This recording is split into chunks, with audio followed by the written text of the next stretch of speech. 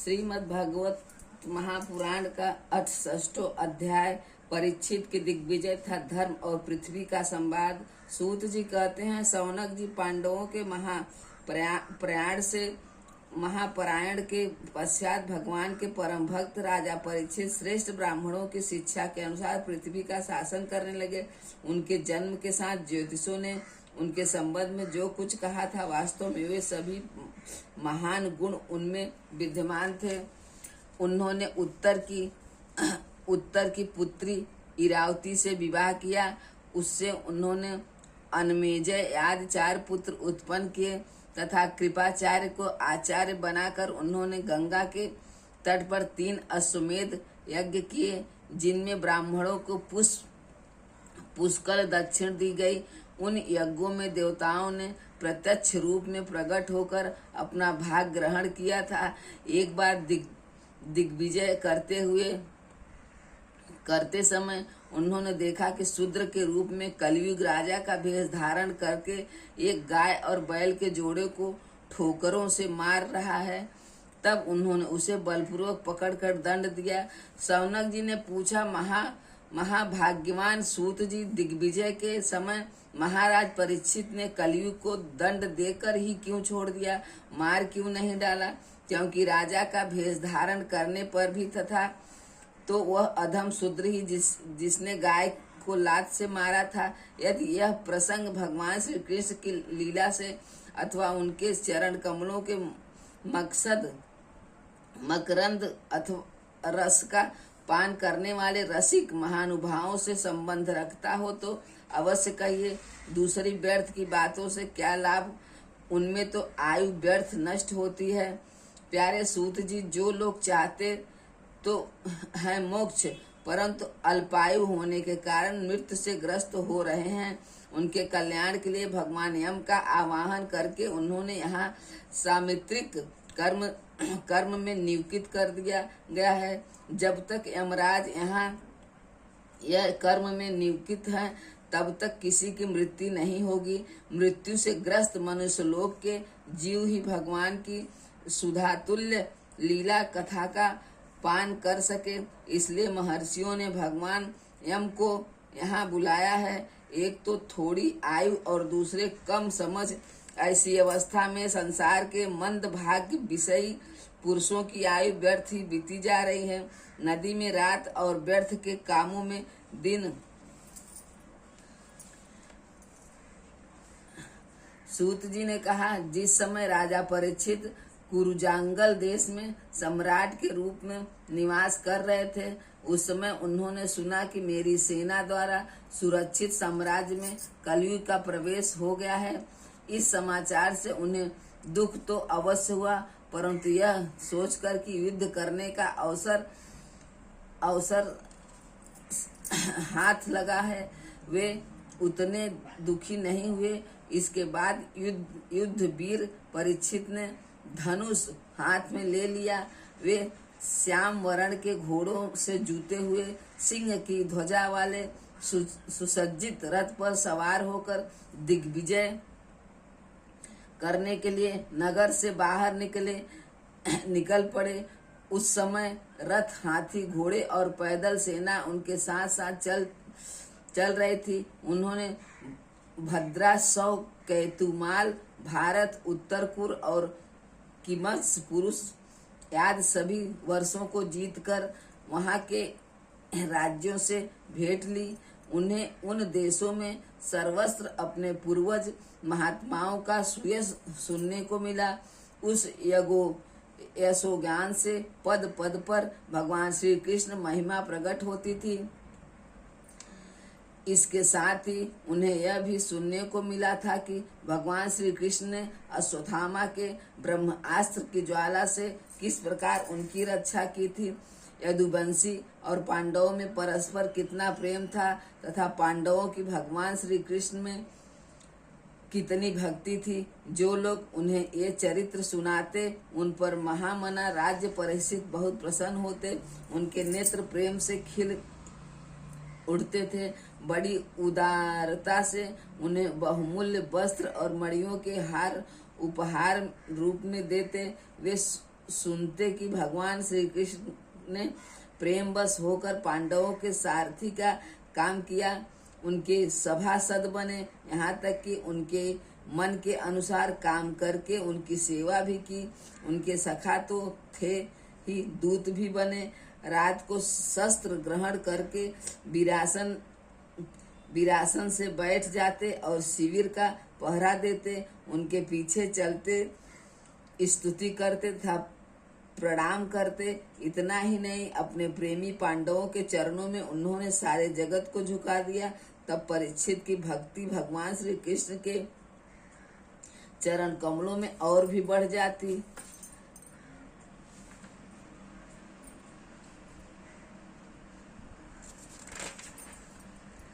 इस प्रकार वे दिन दिन पांडवों के आचरण का अनुसरण करते हुए दिग्विजय कर रहे थे।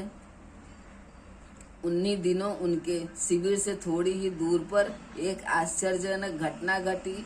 वह मैं आपको सुनाता हूँ। धर्म बैल का रूप धारण करके एक पैर से घूम रहा था। एक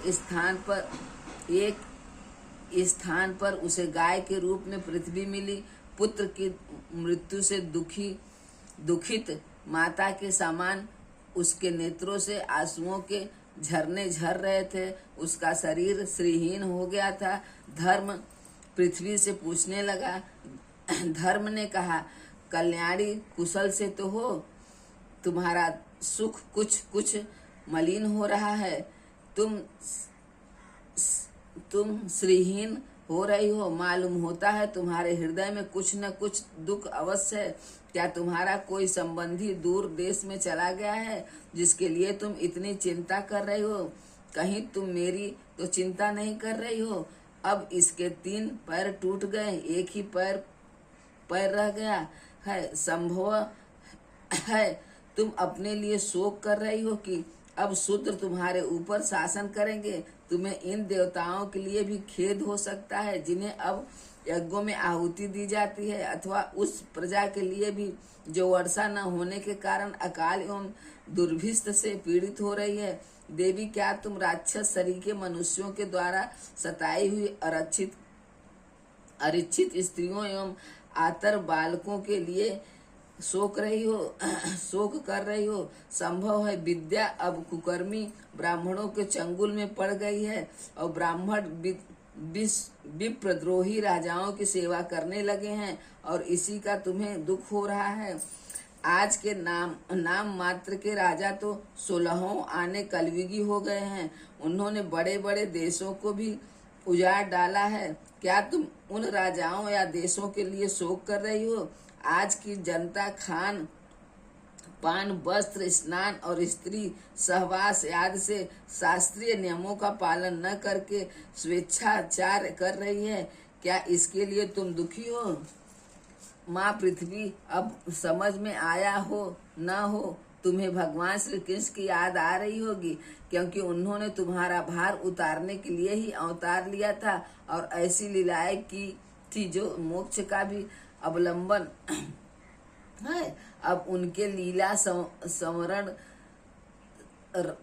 श्रवण कर लेने पर उनके परित्याग से तुम दुखी हो रही हो। देवी, तुम तो धन रत्नों की खान हो। तुम अपने कलेश का कारण जिससे तुम इतनी दुर्बल हो गई हो, मुझे बतलाओ। मालूम होता है बड़े बड़े बलवानों को भी हरा देने वाले काल ने देवताओं द्वारा वंदनीय तुम्हारे सौभाग्य को छीन लिया है।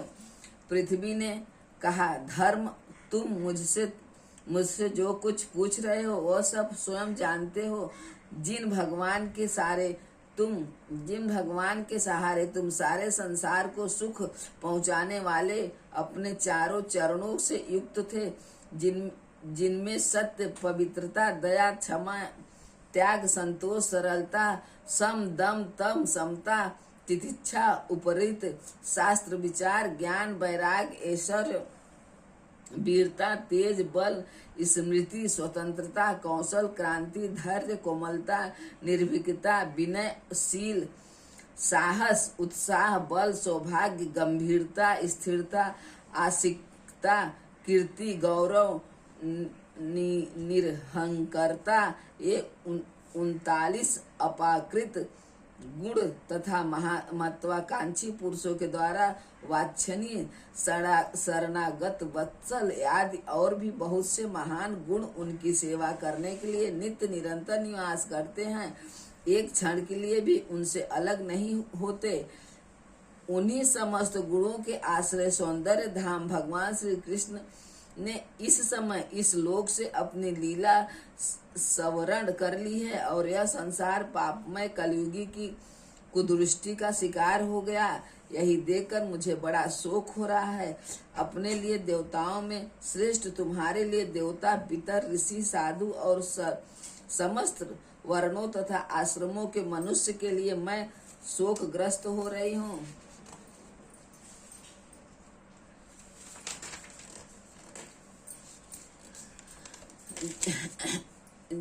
जिनका कृपा कटाक्ष प्राप्त करने के लिए ब्रह्मा आदि देवता भगवान के शरणागत होकर बहुत दिनों तक तपस्या करते रहे, वही लक्ष्मी जी अपने निवास स्थान कमल वन का परित्याग करके बड़े प्रेम से जिनके चरण कमलों की सुभग छत्र छाया का सेवन करती हैं, उन्हीं भगवान के कमल वज्र अंकुश ध्वजा आदि चिन्हों से युक्त श्री चरणों से विभूषित होने के कारण मुझे महान वैभव प्राप्त हुआ था और मेरी तीनों लोकों से बढ़कर शोभा हुई थी। परंतु मेरे सौभाग्य अब अंत हो गया। भगवान ने मुझ अभागिन को छोड़ दिया। मालूम होता है मुझे अपने सौभाग्य पर गर्व हो गया था, इसलिए उन्होंने मुझे दंड दिया।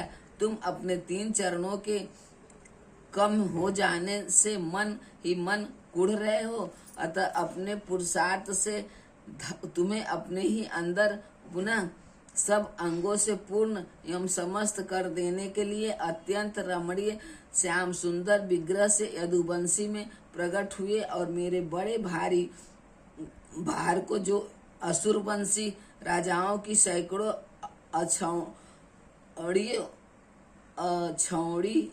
अछौड़ियों के रूप में था नष्ट कर डाला, क्योंकि वो परम स्वतंत्र थे, जिन्होंने अपनी प्रेम भरी चितवन और मनोहर मुस्कान और मीठी मीठी बातों से सत्यभामा आदि मधुमयी मानिनियों के मान के साथ धीरज को भी छीन लिया था और जिनके चरण कमलों के स्पर्श से मैं निरंतर आनंद से पुलकित रहती थी, उन पुरुषोत्तम भगवान श्री कृष्ण का विरह भला कौन सह सकती है। धर्म और पृथ्वी इस प्रकार आपस में बातचीत कर ही रहे थे कि उसी समय राजर्षि परीक्षित पूर्व वाहिनी सरस्वती के तट पर आ पहुंचे। श्रीमद् भागवत महापुराणे पारमहंस्य संहिता प्रथम स्कंदे पृथ्वी धर्म संवादे नाम 66 अध्याय समाप्त। अर्थ 6 अध्याय महाराज परीक्षित द्वारा कलयुग का दमन। सूत जी कहते हैं, सौनक जी वहां पहुंचकर राजा परीक्षित देखा कि एक राज भेषधारी शूद्र हाथ में डंडा लिए हुए है और गाय बैल के एक जोड़े को इस तरह पीटता जा रहा है जैसे उनका कोई स्वामी ही न हो। वह कमल तंतु के समान श्वेत रंग का बैल एक पैर से खड़ा कांप रहा था तथा शूद्र की ताड़ना से पीड़ित और भयभीत होकर मूत्र त्याग कर रहा था। धर्मोपयोगी दूध, घी आदि हविष्य पदार्थों को देने वाली वह गाय भी बार बार शूद्र के पैरों को ठोकरे खाकर अत्यंत दीन हो रही थी।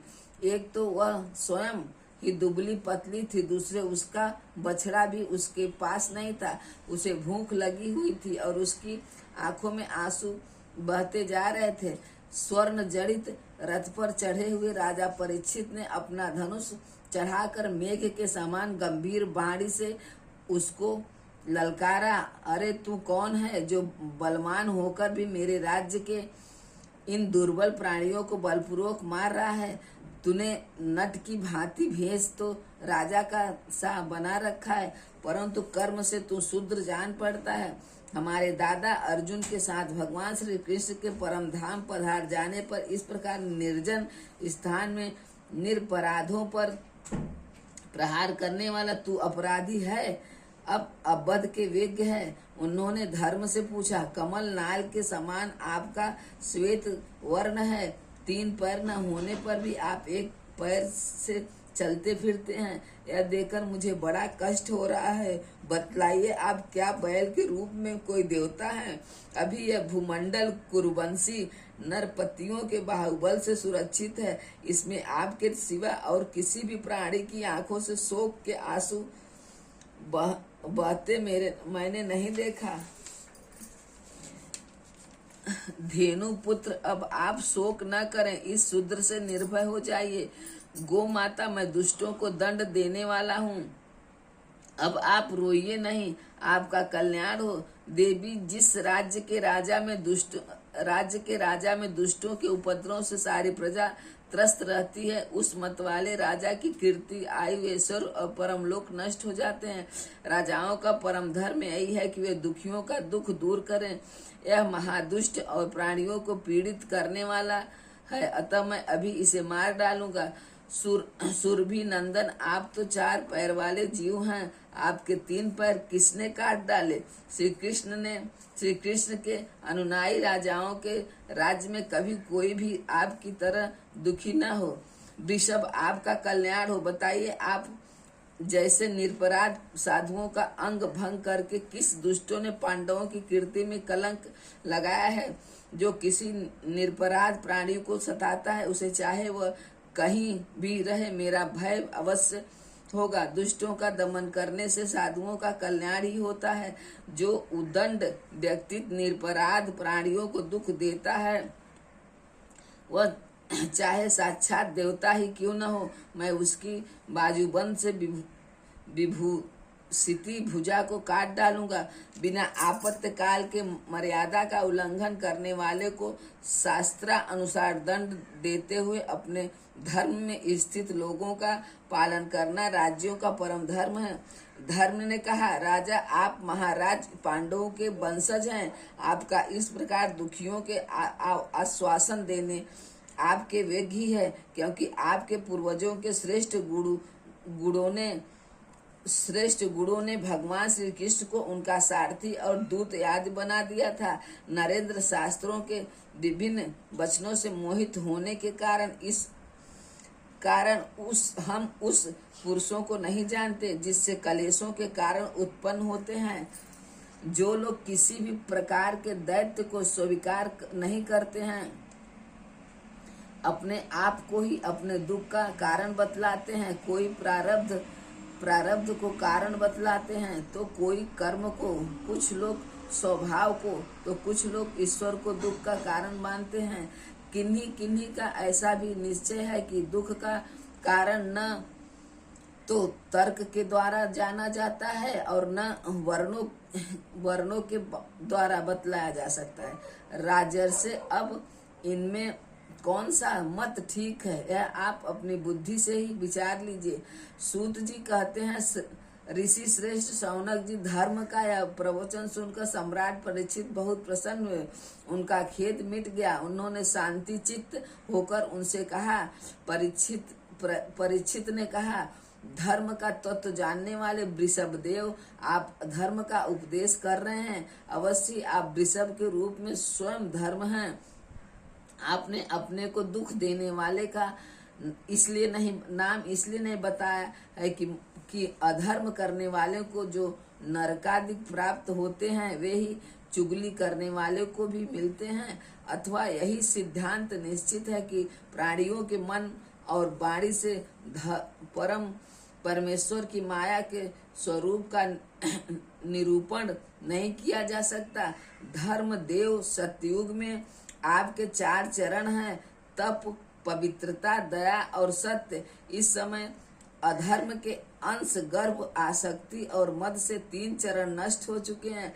अब आपका 4था चरण केवल सत्य ही बच रहा है, उसी के बल पर आप जी रहे हैं। असत्य से पुष्ट हुआ यह अधर्म रूप कलयुग उसे भी ग्रास कर लेना चाहता है। एक गौ माता साक्षात पृथ्वी है, भगवान ने इनका भारी बोझ उतार दिया था और ये उनके राशि राशि सौंदर्य बिखरने वाले चरण चिन्हों से सर्वस्व उत्सवमयी हो गई थी। अब ये उनसे बिछुड़ गई हैं। वे साध्वी अभागिनी के समान नेत्रों से जल भरकर यह चिंता कर रही हैं कि अब राजा का स्वांग बनाकर ब्राह्मण द्रोही शूद्र मुझे भोगेंगे।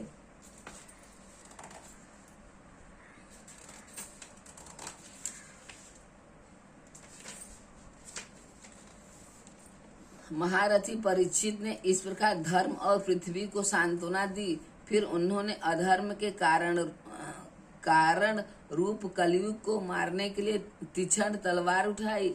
कलयुग ताड़ गया कि ये तो अब मुझे मार ही डालना चाहते हैं। अतः झटपट उसने अपने राज्य चिन्ह उतार डाले और भय विहल होकर उनके चरणों में अपना सिर रख दिया। परीक्षित बड़े यशस्वी दीन वत्सल और शरणागत रक्षक थे। उन्होंने अब जब कलयुग को अपने पैरों पर पड़े देखा तो कृपा करके उसको मारा नहीं, अपितु हंसते हुए वे उससे कहा। परीक्षित बोले, जब तुम हाथ जोड़कर शरण आ गया तब अर्जुन के यशस्वी वंश में उत्पन्न हुए किसी भी वीर से तुझे कोई भय नहीं है, परंतु तू अधर्म का सहायक है, इसलिए तुझे मेरे राज्य में बिल्कुल नहीं रहना चाहिए। मेरे राजाओं के शरीर में रहने से ही लोभ, झूठ, चोरी, दुष्टता, स्वधर्म त्याग, दरिद्रता, कपट, कलह, दंभ और दूसरे पापों की बढ़ती हो रही है। अतः अधर्म के साथ ही इस ब्रह्मावर्त में तुम एक क्षण के लिए भी न ठहरना, क्योंकि यह धर्म और सत्य का निवास स्थान है। इस क्षेत्र में यज्ञ विधि के जानने वाले महात्मा